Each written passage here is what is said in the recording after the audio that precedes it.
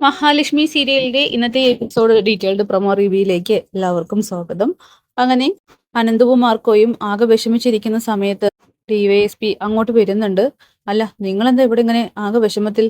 സാറിനെ ഞാനൊന്ന് വന്ന് കാണാൻ നിൽക്കുകയായിരുന്നു. എന്താടോ, എന്ത് പറ്റി? കണ്ണൻ സാറിന്റെ കുഞ്ഞിനെ കാണുന്നില്ലെന്ന് മാർക്കോ പറയുമ്പോ, ആണോ, എപ്പോഴാ കാണാതായതെന്ന് ചോദിക്കുന്നു. സമയവും മറ്റും കൃത്യമായിട്ട് മാർക്കോയും അനന്തവും പറഞ്ഞു കൊടുക്കുന്നുണ്ട്. ശരി, ഞാൻ എന്റെ വഴിക്കും കൂടി ഒന്ന് അന്വേഷിക്കട്ടെ എന്നിങ്ങനെ അയാൾ പറയുന്നുണ്ട്. അങ്ങനെ എല്ലാവരും നാലാ വഴിക്ക് അന്വേഷണം തുടങ്ങുകയാണ്. ഈ സമയം ആരാര് വിളിച്ചിട്ടും ഫോൺ എടുക്കുന്നില്ല. ലേഖയാണെങ്കിൽ തീരെ എടുക്കുന്നില്ല.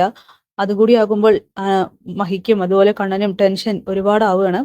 അവരാണെങ്കിൽ പിന്നീട് വെച്ചുകൊണ്ടിരിക്കുന്നില്ല. വേഗം തന്നെ വീട്ടിലേക്ക് പോകണം, മോളെ കാണണമെന്നുള്ള ചിന്തയിൽ ഓടിയെത്തുന്നുണ്ട്.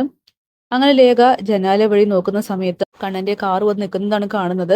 ലേഖയാണെങ്കിൽ പേടിച്ചിട്ട് ജാനമ്മയോട് പറയുന്നുണ്ട്, എനിക്കറിയില്ല, കണ്ണനും മഹിയും വന്നു, ഇനിയിപ്പോ ഞാൻ എന്ത് ചെയ്യും?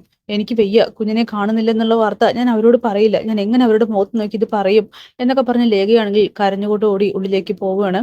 ശരി, മഹിയും കണ്ണനും ആകെ ആശങ്കയോട് കൂടിയിട്ട് അകത്തേക്ക് കയറി വരുമ്പോ ജാനമ്മയാണെങ്കിൽ കരഞ്ഞോട് നിൽക്കുന്നതാണ് കാണുന്നത്. ജാനമ്മേ, നിങ്ങൾ ഇതിനെ കരയുന്നേ? അത് എന്താ എന്താ കാര്യം എന്ന് വെച്ചാ അത് തെളിച്ച് പറയേ എന്നൊക്കെ കണ്ണനും മഹിയും ആവർത്തിച്ച് പറയുമ്പോൾ, കുഞ്ഞിനെ കാണുന്നില്ല സാറേ.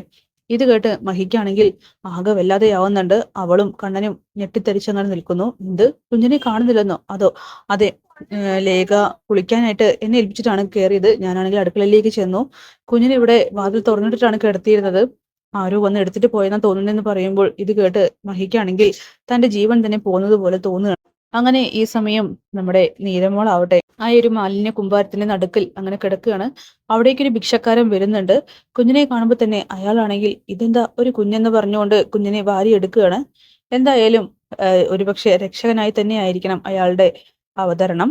അപ്പോൾ കാത്തിരിക്കാം ഇന്നത്തെ കിടിലൻ എപ്പിസോഡ്.